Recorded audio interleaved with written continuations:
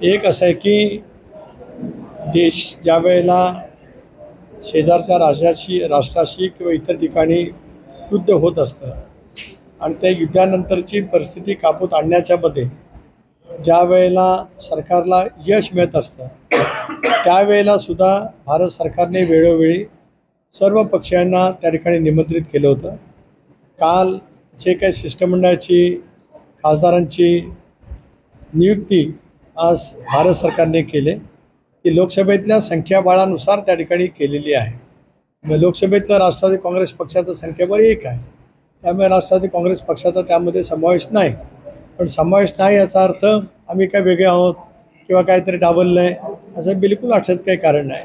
ज्या वेळेला सरकारच्या वतीने अशा संवेदनाशील प्रश्नाच्यावरती एक समिती नेमली जात असते त्यावेळेला संख्याबळ विचारात घेतलं जात असतं, त्यापेक्षा त्याच्यामध्ये काही नाही आहे.